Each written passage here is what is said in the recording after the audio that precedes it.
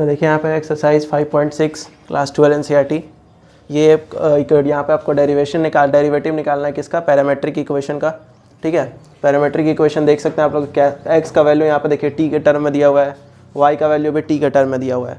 मतलब कि यहाँ पे जैसे कि हम लोग नॉर्मली कोई डेरिवेटिव निकालते थे 5.5 तक, तो हम लोग को वाई का वैल्यू दिया रहता था, एक्स में हम लोग सीधा डिफ्रेंशिएशन करते थे और हम लोग का वैल्यू मिल जाता था। बट यहाँ पे दोनों का वैल्यू अलग अलग चीज़ों में दिया हुआ है। देखिए एक्स का वैल्यू भी टी में है और वाई का वैल्यू भी टी में है। तो इस तरह के क्वेश्चन को कैसे सॉल्व करके हम लोग d y by d x निकालेंगे वो हम लोग को इसमें देखना है। तो देखिए सबसे पहले क्या है, आपके पास जो गिवन है उसके आप चलेंगे यहाँ पे। सबसे पहले x इक्वल टू क्या दिया हुआ है आपके पास, 2at² दिया हुआ है। तो क्योंकि हम लोग जब d y by d x निकालते थे तो क्या लिखते थे हम लोग, differentiating with respect to x, क्योंकि नीचे क्या लाना था dx, और इक्वेशन भी x के टर्म में होता था। पर यहाँ पे देखिए, यहाँ पे इक्वेशन किसके टर्म में है, t के टर्म में। ठीक है, x का वैल्यू t के टर्म में दिया हुआ है। तो यहाँ पे हम लोग क्या लिखेंगे, differentiating with respect to t, क्योंकि यहाँ पे t है तो हम लोग t के टर्म में लिखेंगे। यहाँ थीटा होगा तो थीटा लिखेंगे, r होगा तो r के टर्म में डिफरेंशिएट करेंगे। ठीक है, तो क्या हो जाएगा, इधर से जिसके रिस्पेक्ट से डिफरेंशिएशन करते हैं नीचे उसी को लिखते हैं। तो dx बाई क्या हो जाएगा, dt, और इधर d 2at² बाई dt। ठीक है, अब क्योंकि 2a क्या है, कांस्टेंट है, तो ये बाहर आ जाएगा। डिफरेंशिएशन किसका होगा, t² का। तो क्या हो जाएगा, जैसे x का पावर n का डिफरेंशिएशन होता है, x स्क्वायर का x के रिस्पेक्ट से करते हैं तो क्या पावर आके आता है और पावर में से एक घटा देते हैं। तो सेम इसमें भी होगा, 2 आगे आ जाएगा और 2 में से एक घटा देंगे। तो क्या हो जाएगा, देखिए 2 2 4a और t 2 में से 1 घटाएंगे तो 1 बचेगा। तो यहाँ से आपको किसका वैल्यू मिला, dx बाई dt का। ठीक है, dx बाई dt का वैल्यू आपको मिल गया। इसी तरह हम लोग क्या करेंगे, y इज इक्वल टू क्या दिया हुआ आपके पास, अब दूसरा आपके पास y इज इक्वल टू भी दिया हुआ है at का पावर 4। ये भी किसके टर्म में इसका वैल्यू दिया है, t के टर्म में।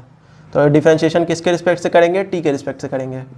Differentiating with respect to t के रिस्पेक्ट से करेंगे तो क्या हो जाएगा, dy बाई dt लिखेंगे यहाँ पे। और इधर a कांस्टेंट है तो बाहर रख लीजिए, t का पावर 4 का डिफरेंशिएशन कर दीजिए। किसके रिस्पेक्ट से करेंगे, t के रिस्पेक्ट से। जिसके रिस्पेक्ट से करते हैं वो कहाँ लिखते हैं, नीचे। अब a कांस्टेंट टर्म है वो बाहर रहेगा, पावर आगे आ जाएगा और पावर में से एक घटा देंगे। तो क्या हो जाएगा, 4at³। ठीक है, ये हो जाएगा 4 हमने आगे लिख दिया, फिर a और t³। यहाँ से किसका वैल्यू मिल गया आपको, dy बाई dt का। dx बाई dt निकाल लिया हमने, dy बाई dt निकाल लिया। पर क्वेश्चन में क्या निकालना है हम लोग को, dy बाई dx। ठीक है, तो dy बाई dx का मतलब क्या हुआ, ऊपर क्या होना चाहिए dy और नीचे क्या होना चाहिए dx। और हम लोग को पता क्या क्या है, dy बाई dt पता है और dx बाई dt। तो dy ऊपर चाहिए तो ये वाला का हम लोग ऊपर लिखेंगे। ठीक है, इसको ऊपर लिख लेते हैं, dy बाई dt हम लोग ऊपर लिख लिए और नीचे होना चाहिए dx। पर ये dt कहाँ से आ रहा है, dt तो हम लोग को नहीं चाहिए, हम लोग को चाहिए dy बाई dx, सिर्फ dy बाई dx चाहिए। तो देखिए यहाँ पे, जब देखिए यहाँ पे 2-3 फ्रैक्शन आ रहे हैं, मेन यही है हमारा। तो ये dt कहाँ जाता है, ऊपर। जो सबसे नीचे रहता है वो कहाँ जाता है, ऊपर, और ये आ जाता है नीचे। ठीक है, ऐसा होता है। तो इसको आप कैसे लिख सकते हैं, आगे देखिए फर्दर। यहाँ लिखने का ये इतना ज़रूरत नहीं है आपको, यहीं तक आपको लिखना है, बस समझाने के लिए आपको बता दें यहाँ से कैसे क्या होगा। dt ऊपर जाएगा तो यहाँ dt हो जाएगा, और नीचे वाला इसका dy के नीचे जो dt है वो यहाँ आ जाएगा। तो अब देखिए ये dt से dt कट जाएगा और क्या मिल जाएगा आपको, dy बाई dx। इससे आपको क्या पता चला कि इस तरह के क्वेश्चन में पैरामेट्रिक इक्वेशन जब भी आपको सॉल्व करने के लिए आए, तो जैसे x इक्वल टू यहाँ t के टर्म में दिया है तो सबसे पहले आप t के रिस्पेक्ट से डिफरेंशिएट करिए। dy बाई dt का जो वैल्यू है उसको आपको ऊपर रखना है, उसके नीचे क्या रखना है, dx बाई dt का वैल्यू। अगर यहाँ पे x का वैल्यू थीटा के टर्म में दिया हो, 2a² होता और यहाँ a थीटा का पावर 4 होता, तो आप क्या निकालते, dx by D theta, dy by D theta, और dy बाई डी थीटा को ऊपर लिखते, dx बाई डी थीटा को नीचे लिखते हैं। ठीक है, तो ये आपको लिखने का ज़रूरत नहीं है वहाँ पे फेयर में, या फिर जब भी आप क्वेश्चन सॉल्व करें, ये आपको पता होना चाहिए ऐसा होता है। ठीक है, तो ये हम लोग इरेज कर देते हैं। इससे आपको क्या समझ में आया, dy by dt, dy by D theta, dy by dr जो भी है, दोनों में हमेशा दोनों एक ही टर्म में दिए होंगे। जैसे यहाँ t और t है, दूसरे क्वेश्चन में थीटा हो सकता है, r हो सकता है, s हो सकता है। ठीक है, कुछ भी हो सकता है, तो दोनों हमेशा सेम होंगे, तो दोनों का वैल्यू आपको निकाल लेना उनके टर्म में। तो dy बाई dt हम लोग ऊपर लिखेंगे, dx बाई dt नीचे लिखेंगे और फिर इसका वैल्यू रख देंगे।